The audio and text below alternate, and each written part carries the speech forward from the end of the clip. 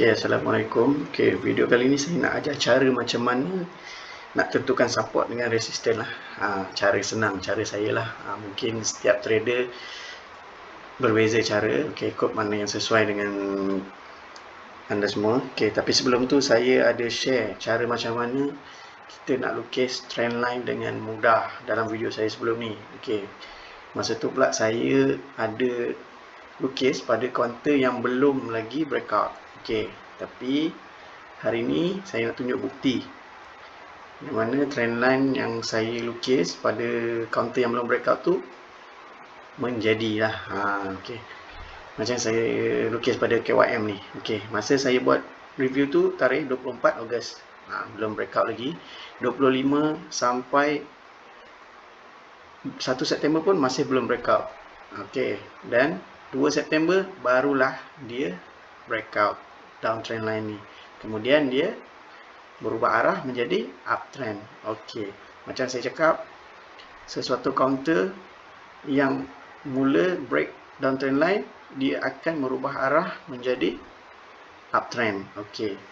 Ini salah satu buktilah yang mana downtrend line yang saya ajar dalam video saya sebelum ni boleh diguna pakai dalam trading. Inilah salah satu teknik yang saya sendiri pun pakai untuk trading.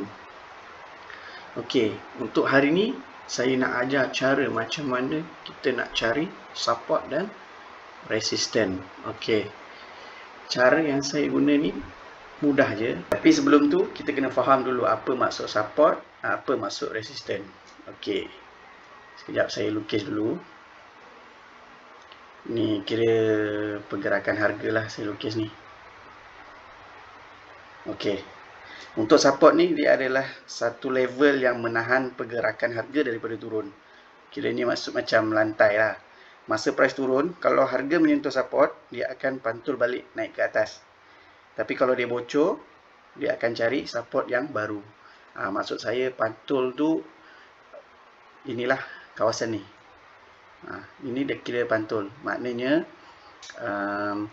harga turun, kemudian dia pantul untuk pertama kali dan naik, kemudian dia turun dan pantul untuk kali kedua. So kawasan tu kita boleh tandakan dia sebagai satu support. Macam mana kalau saya kata tadi, bila price daripada support ni bocor. Kalau price pada support ni bocor, dia turun ke bawah, dia akan mencari satu support yang baru. So maknanya dia bocor dekat kawasan sini. Dia bocor dekat kawasan sini. Jadi bila dia bocor dekat kawasan sini, dia akan cari support yang baru. Sama juga konsep macam dekat atas ni, di mana bila ada pantulan pertama dan pantulan kedua, kita boleh jadikan dia sebagai satu support di sini. Ini untuk support. Untuk resisten pula, dia adalah level yang menahan pergerakan harga daripada naik. So kira ni macam shilling lah. Masa price naik, kalau harga menyentuh resisten, dia akan mantul balik ke bawah. Tapi kalau dia bocor, dia akan cari resisten yang baru. Macam saya cakap, konsep dia lebih kurang sama dengan support tadi. Ni saya lukis, tengok dulu macam mana, apa maksud saya pantulan harga pada resisten. Ni kira macam harga juga macam tadi. Di mana price pantul pada resisten. Bila harga naik, kemudian dia pantul dan turun. Ini kita kira sebagai pantulan yang pertama. Kemudian naik dan dia pantul balik, kemudian dia turun. Ini kita panggil dia sebagai pantulan yang kedua. Ini kawasan yang dia pantul ni, kita boleh panggil dia sebagai resisten. Untuk yang kalau dia bocor resisten, macam mana? Kalau dia bocor resisten, dia akan mencari resisten yang baru. Dia bocor dekat kawasan sini. Okey, bila dia bocor dekat kawasan situ, dia akan mencari resisten yang baru. Okey, macam yang saya lukis ni, kita boleh tengoklah. Yang dekat atas tu dia punya pantulan 2 kali, kiranya ini adalah resisten. Okey. Okey, bila kita dah faham maksud resisten dengan support tu, barulah kita boleh apply dekat chart yang sebenar. Okey, lebih mudah. Bila kita dah faham, baru kita boleh lukis dekat chart. Untuk contoh, kita tengok counter KYM ni. Macam saya cakap tadi, support menahan harga daripada turun. Okey, kalau kita tengok tarikh candle 16 Ogos ni, harga dia pantul semula naik ke atas. Okey, sekejap. Okey, ini dia turun. Kemudian masa 16 Ogos, dia pantul ke atas. Kemudian dia turun semula sampai 1 September. Kemudian dia naik balik. Okey, di mana ada pantulan ni, ini kita boleh jadikan dia sebagai satu support. Okey, kat kawasan ni. Okey, untuk support ni tak semestinya dia pantulan 2 kali, 3 kali. Dia boleh jadi lebih. Okey. Okey, sekarang ni kita nak lukis horizontal line. Okey, garisan melintang untuk kita mudah nampaklah kat mana. Okey. Kita pergi kat belah kiri ni. Kita ambil horizontal line. Okey, kemudian macam kita cakap tadi kat 16 Ogos, harga yang paling bawah. Okey, kita tengok dekat atas ni. Harga yang paling bawah untuk 16 Ogos adalah 0.460. Okey, nak tengok harga yang paling bawah, kita tengok dekat L. L maksudnya low. Okey. Untuk harga pantulan kedua ni pula 1 September sama juga 0.460. Jadi kita just klik saja, tak kisah pun kita klik kat mana, kita klik je. Kemudian kita pergi dekat atas ni, setting. Kita letak 0.460. Okey, ni memang 0.460. Kita klik OK. Dan dia akan terus pergi dekat line tu. Okey, sekejap saya padam nak panah ni. Okey. So maknanya ini adalah support untuk KYM ni. Okey. Bila kita dah tahu support macam ni, dia jadi lebih mudah lah. Jadi kita tahu. Okey. Bila kita dah lukis, kita dah boleh ready kat mana kita nak entry. Sebab selalunya kebanyakan trader dia akan standby untuk entry pada support.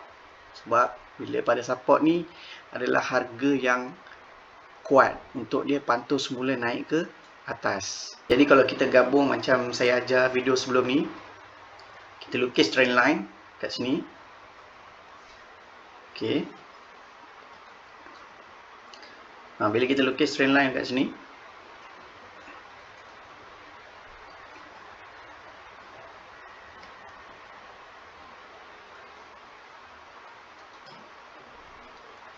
okey, kita boleh tengoklah dekat mana price tu breakout.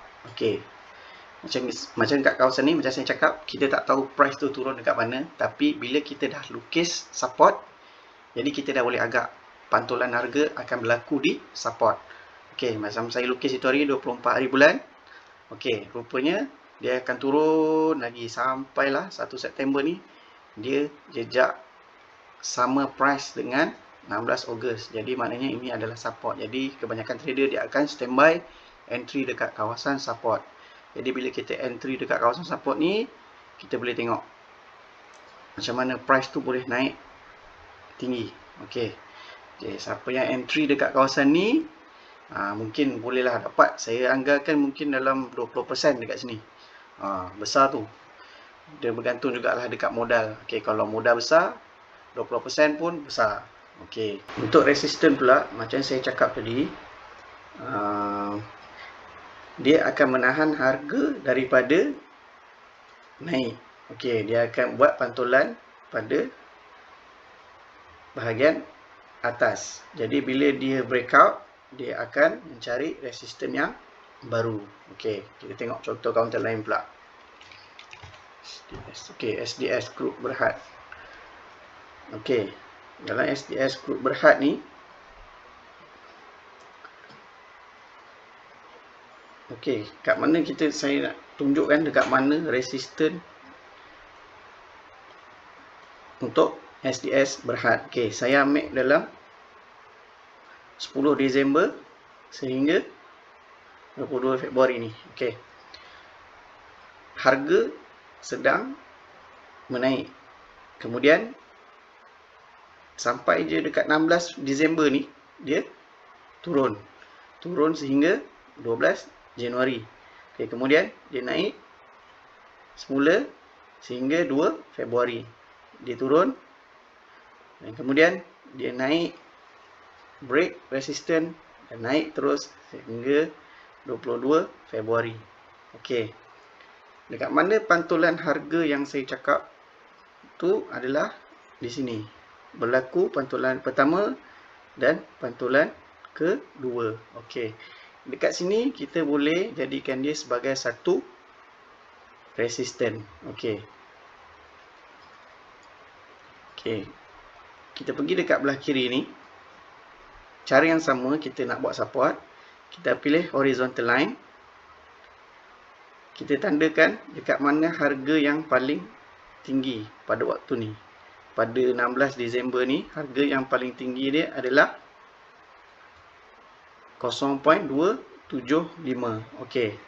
Untuk kes SDS ni, boleh kita tandakan pada echo dia, shadow dia ataupun pada body. Okey, selalunya saya akan tanda pada body lah. Okey, untuk masa 16 September ni, okey, saya tandakan pada harga 2065. Okey. Dekat sini adalah pantulan yang pertama. Kemudian pada tarikh 2 Februari pantulan yang kedua. Okey. Itu adalah resisten untuk SDS. Kemudian dia turun dan dia break di kawasan sini pada 16 hari bulan Februari. Okey, dia break kat sini. Macam saya cakap tadi, bila dia break dekat situ, kat kawasan sini, bila dia break dekat kawasan sini, dekat line ni, bila dia break, dia akan terus naik. Okey. Dia akan terus naik. Okey, dia naik sehingga 18 Februari ni dia naik sehingga 310. Okey. No, hingga 310. Okey. Mulalah terjadinya resisten yang baru. Okey. Terjadinya resisten yang baru, dia pantul, kemudian dia turun semula. Okey. Dia turun. Naik. Pantul balik, dia turun. Okey, kemudian dia naik dan dia membocorkan resisten. Kemudian dia teruskan kenaikan. Okey.